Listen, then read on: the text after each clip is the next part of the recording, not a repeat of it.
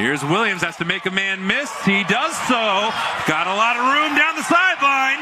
Tay Williams just steps out of bounds. A huge gain of 33 for the soon-to-be program record holder in rushing at Indiana Wesleyan. Well, we knew Tay Williams was going to be a key player after being banged up for a little bit of this season. To see him get out in space right here, make a guy miss, that changes a play from a short gain to the big pickup he just had, and that's why you get an athlete in the backfield like Tay Williams. Stokes, blitz coming over the middle. Levi Tidwell, huge gain. Tidwell will score. Touchdown, Indiana Wesleyan. And just like that, the momentum has flipped back to Indiana Wesleyan. When all things weren't looking too great, Morningside driving down the field, Jameis Carson. Gibbs averaging 5.7 per rush, his best number of the season. 2nd and 6 for Indiana Wesleyan. Clock running. Here's Isaiah Gibbs. Into the thicket. Didn't get much. 3rd down. Just 2 yards. And now it's a big play call, Jonathan, because do you pass it to get the 1st down, or do you not risk it and go for the run and be forced to punt the ball with still almost 4.5 minutes left on the clock? More than likely will be at 4.5 by the time they snap it.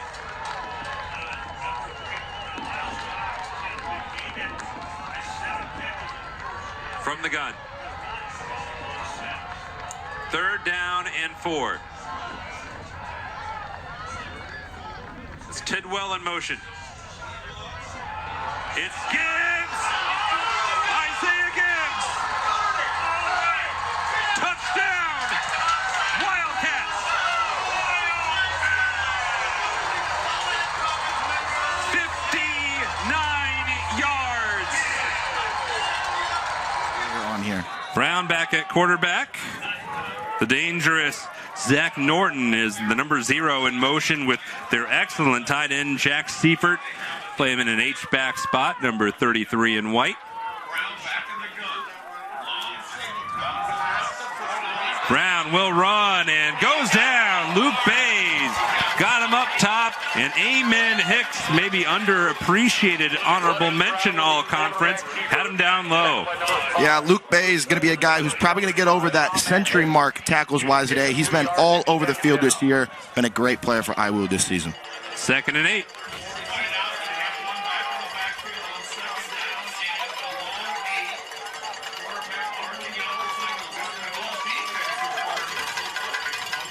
Here's kept by Brown, works the far side, had a good seam. He was undercut by Jameis Carson and Drake Deshetsky, but a good run on 2nd down for Brown. Picked up 7. Yeah, you can see it here. Read option for Brown. And obviously, so far the game plan is to get Brown the ball in space and get him running. We're going to see if Morningside keeps doing that and what response IWU will have to that. 3rd and 2.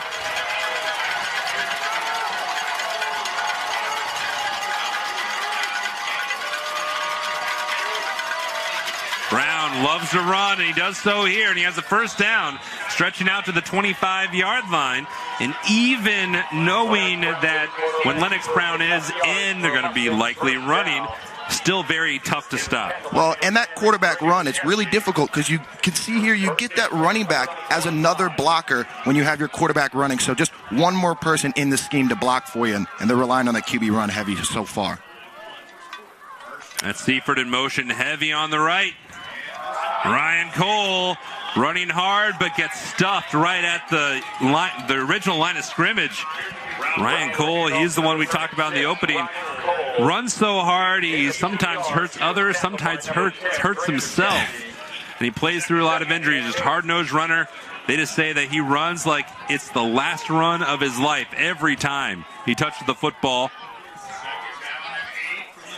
2nd and 8. Here he is again. Ryan Cole. Strong run on 2nd down. It'll be 3rd and a long one. Got 6. Yep, spread them out there. Go trips to the right. They have 11 personnel. And then they run the ball to the right side behind their 2 all-conference players on that right side. Seems like they're going to be relying on Jack James and Riley Lindbergh quite a bit here, as those seem to be their 2 strongest offensive linemen. Josh Simmons wide to the bottom of your screen. Norton wide to the top. A couple tight ends in.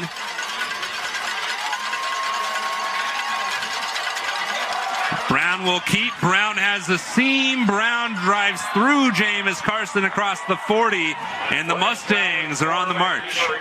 Props to Morningside this far. They said, hey, our game plan is to run the football. We're going to stick to it. Don't fix it if it broke. Once again, quarterback power, getting that running back up there to clear the space out, and they pick up a huge third down to keep the drive moving. 1st and 10. There's a gain of 8 for Lennox Brown.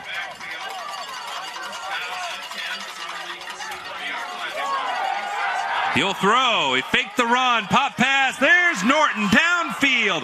Shrugged off one tackler. Got cleaned up by Peyton Sykes. Gain of 22. And that's the difficult thing for a defense. You're sitting there. The offense is getting it moving on the ground game. You want to bring those safeties up and make a play in the run game and stop the run. And then all of a sudden, boom, play action right behind you. Pick up a chunk play there. Brown doesn't throw much. He's been under 100 yards passing the last 7 games. This run has exploded, and every flag comes in. Antonio White might have got a little bit of metal with his hands. Yeah, it certainly looks to be a face mask here on the Wildcats. Trips here to the top of the screen.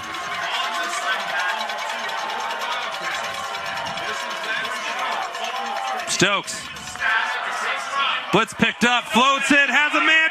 Tidwell dropped it. The most reliable receiver the Wildcats have had all year, and they couldn't complete it.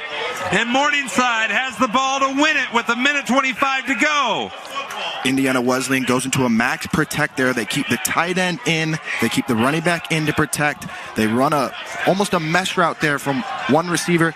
Leak Levi Tidwell out on the outside. It is run to perfection. You can see it here, both the running backs in. They run that mesh route. It works perfectly. Xander Stokes with just a bit of an underthrow, and Levi Tidwell also not able to reel in. So all the pressure now shifts to the Indiana Wesleyan defense and the Morningside offense. The two offensive leaders for Indiana Wesleyan both come up short. Can the defense? In the game is Chevalier, quarterback. One timeout for Morningside. From their own 30, Chevalier goes deep on first down, incomplete. He overthrew everybody. He was looking for Zach Norton. Yeah, Indiana Wesleyan deciding to only rush 3 here and drop 8. So going to be interesting to see with Chevalier having a lot of time back there in the pocket if he's able to navigate those zones and find an open receiver, or does Indiana Wesleyan start dialing up some pressure as we move forward? 78 seconds to go. 2nd and 10.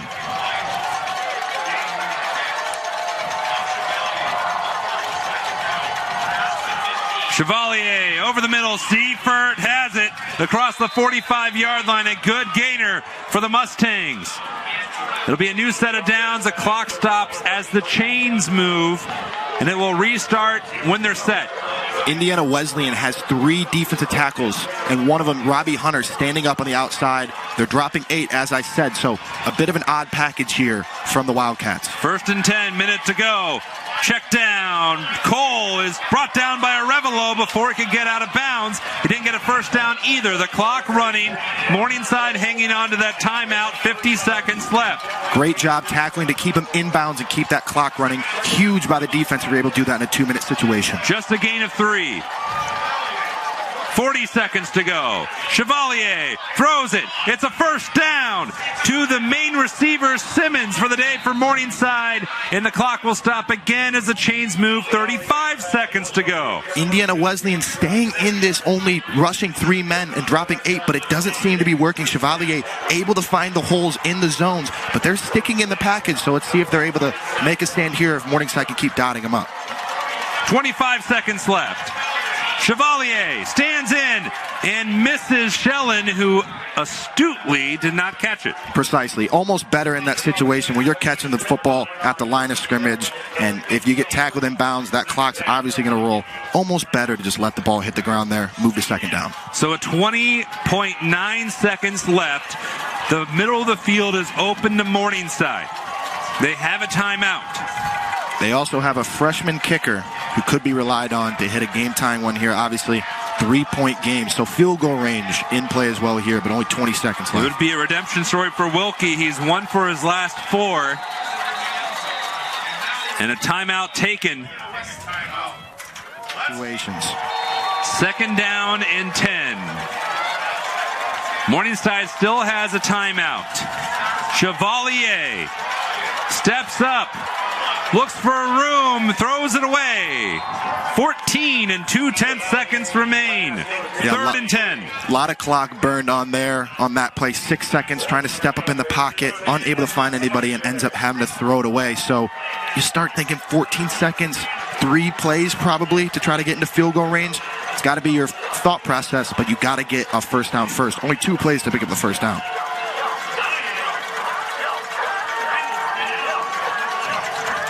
And they don't have to get all 10 here. They do have a timeout.